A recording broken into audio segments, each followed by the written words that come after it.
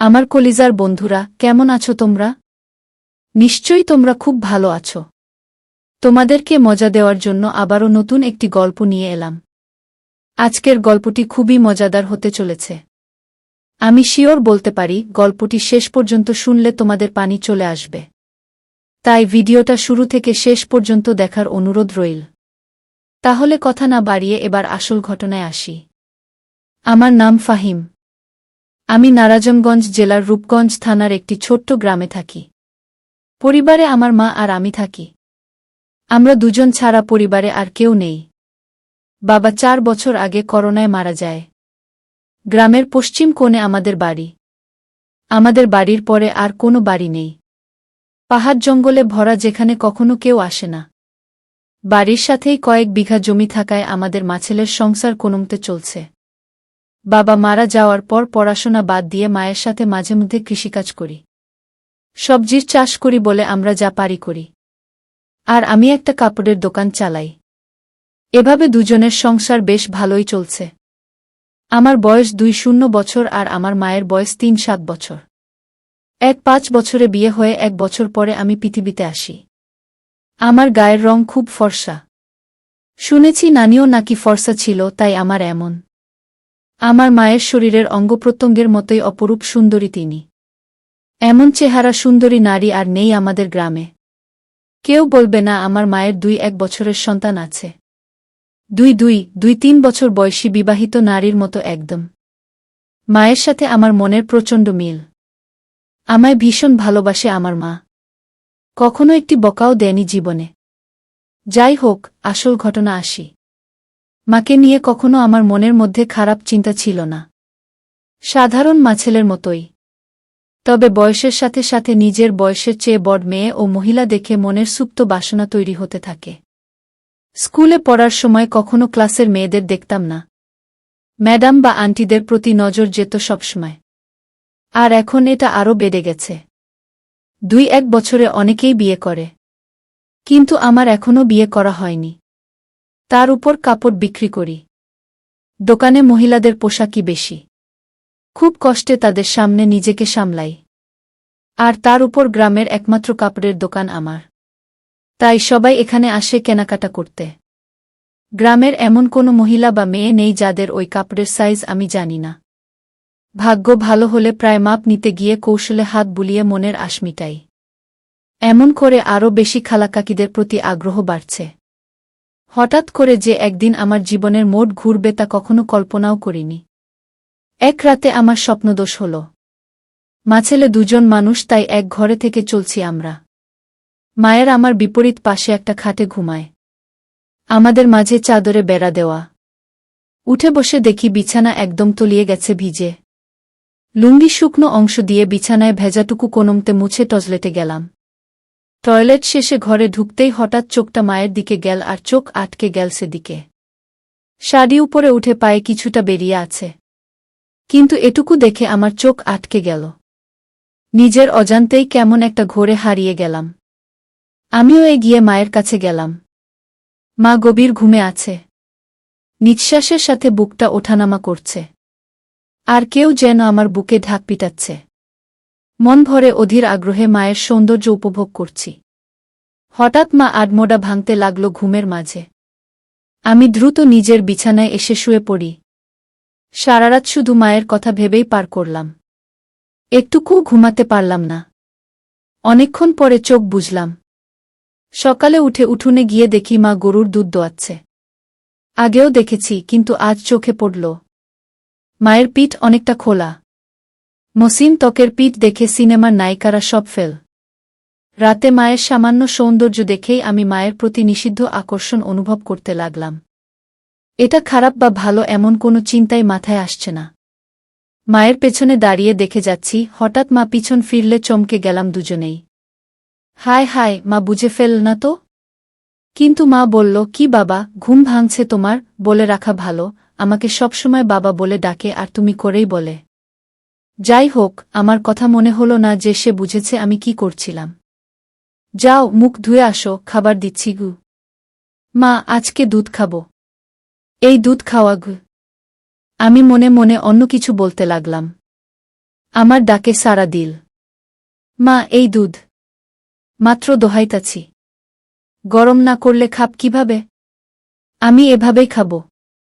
তুমি খাইয়ে দাও। আচ্ছা, আসো। এই নাও। পাগল ছেলে খিমা গ্লাসে করে দুধ ঢেলে এগিয়ে দিল। মা মুচকি হাসল। আমার চুলায় দিয়ে বলল, এখন যাও, হাতমুখ ধুইয়ে দেবখু। আমি হাতমুখ ধুয়ে খেতে আসলাম। এসেই বলি, আজ আমাকে খাবার দাও। আমি অবাক হয়ে বলল, আজ কি হয়েছে তোমার? আমি কেন? খাওয়াইতে পারবে না? না, আমি তা বলছি নাকি। তাহলে এমন জিজ্ঞেস করো কেন? আচ্ছা বাবা, রাগ করো না। আসো, আমি খাইয়ে দেই। এমন সময় আমি বললাম, আচ্ছা মা, তুমি আমাকে ভালোবাসো? আমার এমন প্রশ্ন শুনে মা এক প্রকার ভয় পেয়ে বলল, কি হয়েছে তোমার? আজকে এমন কেন করছো? শরীর খারাপ নাকি? বলে আমায় কপালে গালে ছুঁয়ে দেখতে লাগল জ্বর আছে কিনা।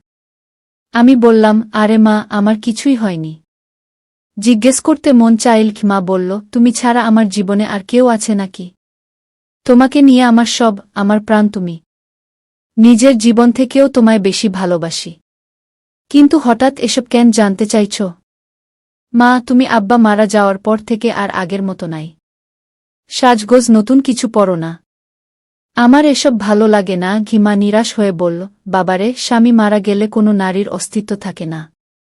তুমি আমার জীবনে আছো বলেই আমি বেঁচে আছি। নইলে কবেই মরে যেতাম। আমি বাবাকে ভীষণ ভালোবাসতাম। তাই না? আম্মা, সব স্ত্রী তার স্বামীকে ভালোবাসে। আমিও বাঁচতাম। আমি কিন্তু আমাকে বাসনা তার প্রমাণ দিয়ে দিলেন। আমার পছন্দ তুমি সেজে বুঝে থাকো। কিন্তু তুমি তা করো না। আমায় ভালোবাসলে এমন করতে না। তুমি খুশি থাকো, তা চাই আমি। তুমি একটা বিয়ে করে আবার সুখের সংসার করো। তাহলে জীবনটা ভালো কাটবে। কেন এসব বললাম আমি নিজেও জানি না। মনে হলো আর বলে দিলাম। আমার কথা শেষ হতে না হতেই ঠাস করে একটা চড় পড়ল আমার গালে। আমি ব্যথার চেয়ে অবাক হয়েছি। আমার জ্ঞান হওয়ার পর কখনো আমাকে কেউ মারেনি। মার তো দূরে থাক, কখনো চোখ রাঙিয়ে কথা বলে না। কিন্তু আজ এতই রাগ হলো যে মার খেলাম। আমার চোখ লাল হয়ে আছে। কাঁদতে কাঁদতে বলল, নিজের বাবা মরে গেছে বলে মাকে অন্যের বিছানায় দিতে চাও? বোঝা হয়ে গেছি আমি, তাই না? আমাকে খাওয়াতে পড়াতে কষ্ট হচ্ছে। আমি চলে যাব, চিন্তা করো না বলেই উঠে চলে গেল। মা নিজে বিছানায় শুয়ে কাঁদতে লাগল। আমি উঠে তার কাছে গিয়ে 1000 বার বোঝানোর চেষ্টা করলাম, কিন্তু আমার কোনো কথাই শুনল না। মা বলল, এখন আমার চোখের সামনে থেকে যাও। আমি মার কথায় ভয় পেয়ে যাই। বের হয়ে যায় দোকানের উদ্দেশ্যে। রাতে কথা বলল না। যে যার মতো শুয়ে পড়ি। হঠাৎ ঘুমের মধ্যে গালে নরম ছোঁয়া পেয়ে উঠে পড়ি। দেখি মা সামনে বিছানায় বসা। উঠে আমি সামনে বসতেই মা চোখ জ্বলে করে আমার গালে হাত বুলিয়ে বলল, ব্যথা করছে তাই না? আমাকে মাফ করে দাও মা। আর কখনো এমন বলবো না। এসো তুমি আমার কাছে। মোটেও বোঝো না, আমি ভেবেছি হয়তো তোমার ভালো হবে। কিন্তু তুমি কষ্ট পাবে জানতাম না। আমায় মাফ করে দাও মা। সাথে সাথে আমায় বুকে টেনে নিল, বলল, বাবারে, আমি তোমায় ভীষণ ভালোবাসি। তোমার ছেলে কারো সংসারে গিয়ে নিজের সুখ চাই না। তোমার বাবার পরে তুমি আমার একমাত্র সম্বল। আর কখনো এমন বলো না বাবাগু। আমি আর কখনো বলবো না। আমার উপর আর রাগ করে থেকো না। এবার মনের কষ্ট ভয় দূর হলে আমি মায়ের সৌন্দর্যের উপর আবার আকৃষ্ট হলাম। পরদিন বিকেলে বাড়ি ফিরে আমি চমকে উঠলাম। আমার মা পরনে একটা সবুজ শাড়ি আর হলুদ ব্লাউজ পরে আছে। চমৎকার মানিয়েছে। আমায় দেখে মুচকি হেসে বলল, এখন ঠিক আছে তো? তুমি সত্যিই আমার জন্য নতুন শাড়ি পরেছ গু? নইলে কি অন্য কেউ আছে আমার? আমি খুশিতে মাকে জড়িয়ে ধরি। মাও সাড়া দিল। তুমি আমার জান, তোমার খুশি আমার খুশি। তুমি নতুন নতুন সাজবে তা আমার খুব ভালো লাগে। মা বলল, বুঝেছি, তোমাকে এখন সুন্দরী একটা মেয়ে দেখে বিয়ে দিতে হবে গু। আমি বললাম, মা, আর কখনো বিয়ের কথা আনবে না। মা, আমি শুধু তোমায় নিয়ে থাকব। আরে পাগল, আমি তো থাকবই। বিয়ে করতে তাতে সমস্যা কোথায়? আমি বললাম, আমার আর তোমার মাঝে অন্য কেউ আসতে পারবে না। আমি চাই না আমাদের মাঝে কেউ আসুক। আর কখনো বিয়ের কথা বলবে না। তুমি ছাড়া আর কাউকে নিয়ে আমি সংসার করতে চাই না গিয়ে আমার কথা মাছেলের মমতাম্নভাব বুঝেছে। কিন্তু তা ছাপিয়েও যে আমি তার মনপ্রাণ সব পাওয়াটা ভাবছি তা তো সে জানে না। আচ্ছা বাবা, আর বলবো না। খিমা কিছুক্ষণ আমায় চেয়ে দেখল ও বলল, আচ্ছা যাই হোক, বললে না তো আমায় কেমন লাগছে। আমি বললাম, একদম পরীর মতো লাগছে তোমায়। খিমা লজ্জা পেয়ে বলল, দুষ্টু, খালি মজা করো গু। সত্যি বলছি, আমি বিশ্বাস করো উ। আচ্ছা আচ্ছা হয়েছে, এখন যা গোসল করে আয়। গিয়ে আমি পুকুরে গেলাম গোসল করতে। বাড়িতেই পুকুর, আমাদের ঘরের পাশে। আমি গোসল করে গা মুছে সেই হালকা ভেজা গামছা পরে এসে মায়ের সামনে দাঁড়িয়ে বললাম, ভিতর থেকে লুঙ্গি এনে দাও। উই মা। হঠাৎ মার চোখ খেয়াল করলাম আমার গামছার দিকে। নিচে তাকিয়ে দেখি আমার ওটা স্পষ্ট আকারে বোঝা যাচ্ছে। তার মানে কি মা তাই দেখছিল? আমি মেলাতে পারলাম না। সেদিন রাতে হঠাৎ ঘুম ভাঙল একটা অদ্ভুত শব্দে। উঠে ভাবলাম মায়ের কাছে গিয়ে দেখি বিছানায় নেই মা। দরজা খোলা। হয়তো বাইরে কোনো সমস্যা হয়েছে কিনা ভেবেই তড়িঘড়ি করে বাইরে গেলাম। মাকে ডাক দিলাম, কিন্তু সাড়া নেই। হঠাৎ একটা শব্দ এলো গোসলখানা থেকে। পুকুরে গোসল করে? মা তো মাঝে মাঝে গোসলখানায় করে। তাই সেখানে এগিয়ে গেলাম। দেখতে শব্দ খুঁজতে এগিয়ে যেতেই শব্দ বাড়ছে। হঠাৎ শব্দটা কেমন অদ্ভুত হলো, বুঝতে পারছি না। এমন শব্দ কিসের জন্য করছে মা? এগিয়ে গোসলখানা কাছাকাছি যেতেই পর্দার ফাঁকে যা দেখতে পেলাম তা মায়ের প্রতি আমার ধারণায় পাল্টে গেল। গোসলখানার দরজা নেই, পর্দা লাগানো বলে সব দেখছি, কিন্তু মা জানেই না।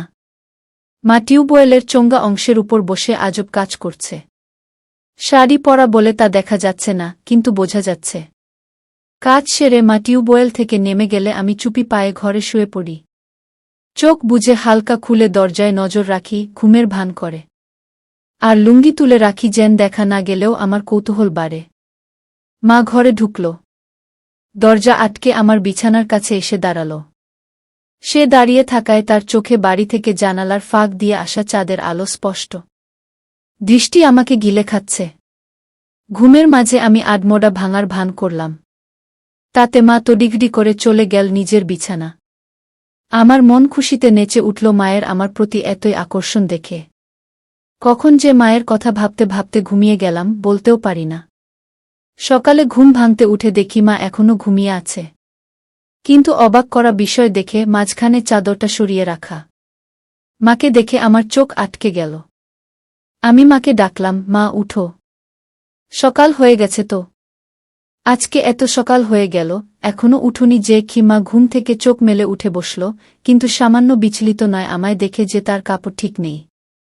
স্বাভাবিক গতিতেই কাপড় ঠিক করে বিছানা থেকে নামল। মা, এত দেরিতে উঠলে? ক্লান্ত নাকি? পরিশ্রম করা হয়েছে খুব, তাই ক্লান্ত। এখন ভালো লাগছে। আমি মনে মনে বললাম, কি পরিশ্রম তা তো জানি গে। এই চাদর সরালো কে? আমি সরিয়েছি। ঘরে আমরা ছাড়া কেউ নেই। তো চাদর রেখে কি হবে? আর যে গরম পড়েছে, এভাবে চাদর থাকলে আলো বাতাস চলাফেরা করে না। মায়ের যুক্তি শুনে মুচকি হাসলাম মনে মনে।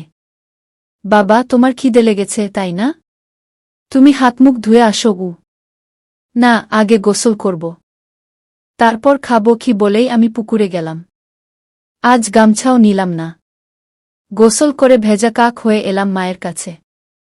আগের দিন তো হালকা ভেজা গামছা ছিল, তাই অতটা ভালো বোঝা যায়নি। কিন্তু আজ একদম ভিজে গায়ে সেটে আছে লুঙ্গি। মায়ের দৃষ্টি আমার উপরে আর চোখে গিলে খাচ্ছে। জিবে যেন জল এসে গেছে, এমন করে তাকিয়ে আছে আমার দিকে। আমার বেশ ভালো লাগছে তা দেখে। আমার ভিতর থেকে গামছা লুঙ্গি এনে দিল। যতক্ষণ আমার মোছা শেষে লুঙ্গি না পড়লাম সে লুকিয়ে দেখতে চল। হঠাৎ মা বলল, তুমি একটু বসো, আমিও গোসল করে আসি। আজকে গরম লাগছে। এসে খাইয়ে দিব তোমায় গু। আমি ভাবলাম ভালোবাসা দেখাতে খাইয়ে দিবে, কিন্তু আরও কিছু অপেক্ষা করছে তা বুঝিনি। মা যে গোসল করতে না শুধু শরীর ভেজাতে পুকুরে গিয়েছিল তা বুঝতে বাকি রইল না। 2 মিনিটে ফিরে এলো আমরা ভেজা শরীরে।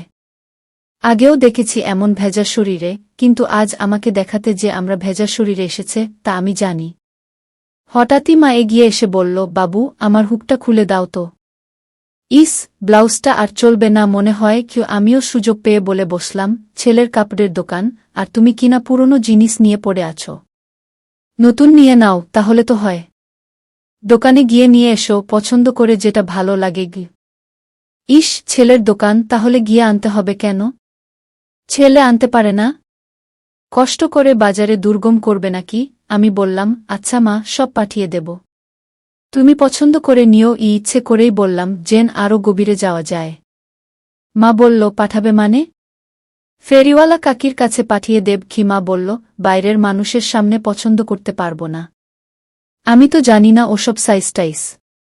তাছাড়া আমার সামনে এসো, সমস্যা হবে না? মাকে বলল, সমস্যা হবে। দোকানদার হয়েছে, খদ্দেরকে কাপড় দেখাবে। কি সব বলছো বলতো? দোকানেও কি এমন করো? আচ্ছা মা, ভুল হয়েছে। আমি নিয়ে আসব সবগুলো, তোমার পছন্দমত সাইজ বুঝে নিও। সব কেন আনবে? আমার সাইজের গুলোই আনবে শুধু। রং আমি বেছে নেব। সাইজ ৩-৪। মনে থাকবে তো? আমি মায়ের দিকে হা করে তাকিয়ে আছি। মা এতটাই আমার উপর ফিদা যে উঠে পড়ে লজ্জাসংকোচ ভুলে আমার সব জানিয়ে দিচ্ছে। আমি প্রচণ্ড খুশি ও অবাক হলাম। সারাদিন মায়ের কথা ভেবেই দিন পার করলাম। দোকান বন্ধ করার সময় বেছে বেছে বড় গলাওয়ালা কয়েকটা নিলাম। দোকান থেকে বের হয়ে সোজা বাসায় পৌঁছে যাই। গিয়ে দেখি মা ক্ষেতের কাজ করছে। আমিও গেলাম সেখানে, কিন্তু গা মেখে গেছে ধুলোবালি ও কাদা দিয়ে। আজ কেমন অদ্ভুত লাগছে, এমন করে কাদা মাখামাখি হয় না কখনো। বাড়ির ভিতরে ঢুকতে ঢুকতে বললাম, তুমি তো কাদা দিয়ে মেখে গেছ। শাড়ি পুরো মেখে গেছে। কি করব বলো? এক সেট হয়ে তো কাজ করা যাবে না, তাই না? আমি অবাক হয়ে গেলাম আমার কথা শুনে। আমার দিকে হুট করে তাকাতেই মা হেসে দিল। সাথে আমিও হেসে দেই। ধীরে ধীরে কেমন একটা ঘুলঘুলিয়ে মিলে যাচ্ছে দুজনে। সবজির ডালা রাখার পরে মা বলল, আমার জিনিস আনছ? আনছি মা, পরে দেখো। সাইজে না হলে পাল্টা আনব কি? মা বলল, সাইজ হবে। বিশ্বাস আছে তোমার উপর কি বলেই মুচকি হেসে চলে গেল ঘরে। আমি বাইরে দাঁড়ানো। একটু পরেই মায়ের ডাক দিল ভিতরে। যেতে যেতে ভাবলাম মজার কিছু হবে। কিন্তু মা হতাশ করল। মা হাতে একটা হলুদ শাড়ি আর গামছা। মা বলল, তুমি একটু বসো, আমি গোসল করে আসি। বলেই আমরা পুকুরে চলে গেল। কিছু না ভেবেই চলে গেলাম। একটু পরেই পুকুরের কাছে ঝোপঝাড়ে গিয়ে দাঁড়িয়ে উকি মারতেই চোখ কপালে উঠে গেল। আহা, কি সুন্দর লাগছে বলে বোঝানো যাবে না। হঠাৎ একটা পিঁপড়ে কাম দিলে আচমকায় মুখ থেকে উহু শব্দ বের হয়ে গেল আর ঝোপঝাড় একটু নড়ে গেল। মা একটু চমকে গিয়ে এদিকে তাকালো, দেখতে লাগল। পরক্ষণেই আমায় অবাক করে দিয়ে মায়ের মুখে একটা মুচকি হাসি দেখতে পেলাম। মাথায় ঢুকল না, মা কি আমায় দেখে ফেলেছে? হঠাৎ নিচে পায়ের দিকে তাকিয়ে দেখি আমার শরীর পুরোটাই মায়ের দিক থেকে দেখা যাচ্ছে। আমি প্রচণ্ড লজ্জা পেলাম ধরা পড়ে। কিন্তু মা তো আমায় ধরা পড়তে দেননি, দেখে খুব ভালো লাগল। মা এবার দেখালো কারিশমা। আগে পানিতে একটা ডুব দিয়ে পানি থেকে উঠল। তখনই আমায় আকাশ থেকে ফেলে মা অকল্পনীয় কাজ করল। ডাঙ্গায় উঠে দাঁড়িয়ে আগে আমার দিকে তাকিয়ে একটা অদ্ভুত মুচকি হাসি দিল। এই প্রথম আমার মায়ের এই রূপ দেখে আমি হতবাক। আমি দ্রুত ঘরের সামনে চলে যাই ও দরজায় বসে থাকি। তখন মা এলো আবার অবাক করে। আমার সামনে এসে দাঁড়িয়ে মুচকি হেসে বলল, খিদে লেগেছে বাবা? আমি বললাম, হ্যাঁ মা। তোমার এত সময় লাগলো যে? তুমি জানো না বুঝি? আমি বোকার মতো তাকিয়ে আছি মায়ের চোখে। দুজনেই একটু আগে বিশ্বাসটা জানি, কিন্তু কেউ স্বীকার করে এগোতে পারছি না। সময় নিচ্ছি, কিন্তু মা এক ধাপ এগিয়ে হয়ে গেছে।